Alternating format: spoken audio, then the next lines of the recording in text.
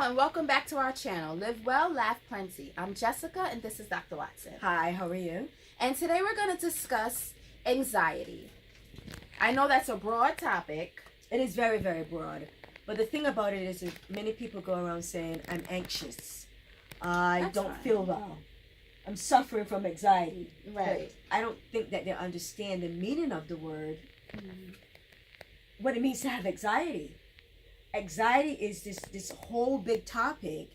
So we have anxiety and then we have panic attacks Right. or panic disorder. So you want to break it down? Yes, well, I feel like everyone suffers from anxiety to a certain extent. You're about to take a test, you get anxious. You're about to go for an interview, your heart start racing, your palms start sweating. But that's the natural feeling somebody should have in regards to certain situations. You know, your flight or fight response. Yes. Right. But when it gets to a point where you can't concentrate, or you're at school and your mind keep racing, now we have an issue. So you can't function. Right. That's where it comes in. Or you feel like the elephant is in your chest and it sits there and you feel like you're having a heart attack. Or you feel like you cannot swallow. Or breathe sometimes. Or you can't breathe. And you sweat in every part of your body that you don't need to be sweating. And you just say, oh, I want to go back to my bed and hide. Or I've heard about individuals that we've worked with get on the highway and they can't drive anymore. Yes. Or you freeze. Yes. Now that's the difference between anxious and an anxiety disorder. Yes. Right. Yes. Because if you're young, especially with the hormones too, sometimes hormonal changes can make you go through a phase. What? I'm just Are saying. you looking at hormonal changes? Why do you always look at me when you talk No, about I'm hormonal saying changes? period. I mean, it could happen when you're young or old. When you go through hormonal Duh. older, when you go through hormonal changes, don't you get Yes, sometimes those same? And it's not really anxiety. It's mostly your body. It's hormones because the Right. brain is working. When your brain is working, no matter what, you're going to have these different changes. It only becomes a disorder when it stops you from having your everyday life and the things that you need to do. That's when it's a disorder.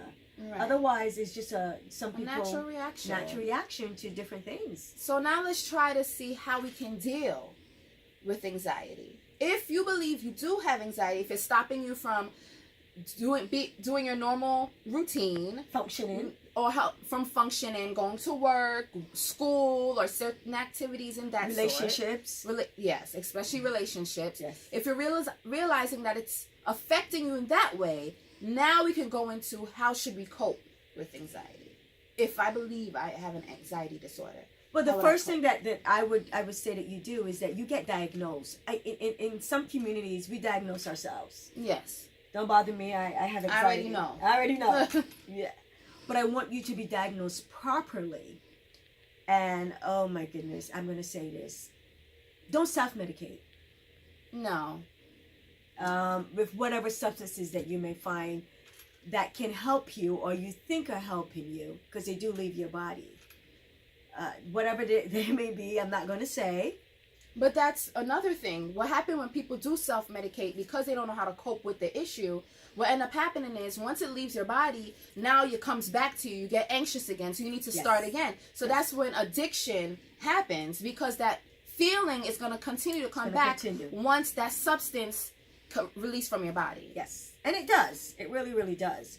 So the first thing that I would say, if you agree, let's get you diagnosed properly. Yes, because it could be something in your life that's making you anxious. And once you address that situation, all of a sudden you'll be like, oh, I feel so much lighter. Yes. So it doesn't have to be that you're suffering from anxiety disorder. It could be a specific thing, you know?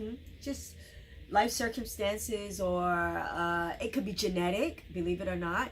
And this is what our families, they leave us. And I always say that. They don't leave us land or a sheep or a goat. They leave us all these different problems that we have to deal with. And the way that we deal with them, I may have a different coping mechanism, as we talked about before, than you do. Yes. So I might become a little bit more nervous than you may become. I don't know. I mean, I can go into a classroom and totally talk, but there's some people that to stand in front of a room and do a speech, They freeze. Yes. So it's how can we Now, with that, after you get properly diagnosed, Okay. what's some good coping mechanisms? Besides medication. Yes. Besides. Excuse me. Let's talk about yoga. Okay.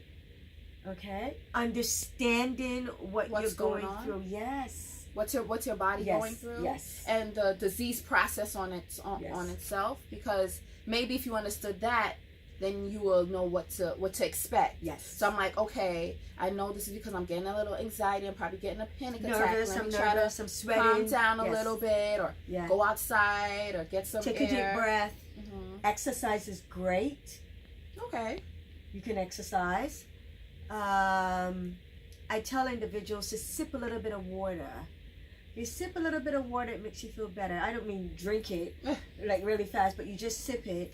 And I always tell individuals to be stationary, to make sure that you're sitting down and have something that you can hold on to. And Okay. that can make you feel grounded. So I've you don't, seen that in the plane. People like yes, they hold on to the seats while the plane is going up. yes. Mhm. Also, right here between the thumb and your finger, like this area, if you take one hand Mhm. and one finger and you press on it, it releases a hormone that makes you a little bit less anxious. Mm. So these are all little things that you can do. And Okay. deep breathing. Okay. Just learn how to breathe properly. And understanding, why am I anxious? What's going on in my life? So the best thing for that is journaling. Yeah, you could write down your feelings Yes. and stuff. Okay, so what if I'm in front of a classroom and I gotta present a topic, whatever, presentation time, and I start to get anxious, my hands start to sweat, and I'm frozen. I don't know what to do at this moment. Where you remember who you are and what you're doing, and you focus on your internal being. Is that difficult? Yes. No. It might be difficult if you're thinking, because I might have to close your eyes actually, because everybody might just be staring at you in the classroom. How are you going to close your eyes if you're in a classroom and Close your everybody's eyes looking at right there. Just you? Don't close your take eyes. a minute. Or if you do, just close your eyes briefly. Yeah, briefly. I didn't mean go to sleep. But think about it, because if you're anxious and everyone is already looking at you like, is she gonna start? Okay, so you take that deep breath. Right. Let's give it a go. Okay. Close the eyes a little bit. Then you turn around And you And- start. and you go. Because if you know what you have to do, it should come easily. Okay. And if you know what you're going through. Yes. So the affirmation of that too is to write yourself a little note, and you can place the notes any part of the house in the morning. I am beautiful. I have this. I know Okay. what I'm doing. Okay, that could work. I do that. I do that almost every day. That will help you build the confidence to go out into the world, almost like, Yes. because it's Yes. like you're mentally prepared. Yes. Anxiety is such a big thing in many different cultures that we don't really know. People use it, but we really don't know if they're actually suffering from panic disorder, anxiety Mhm. disorder. They might just not feel well on that day. Right. So it's something that I would say be diagnosed properly. And it's an easy checklist. And what I do is I score it and just see how you are. And I was, check the pulse and to let you see how you're breathing and everything and your body, how your body's reacting. Mm-hmm. And take it from there. Well, with that being said, please go, if you believe that you have an anxiety disorder, please go and seek some type of help in regards to being properly diagnosed.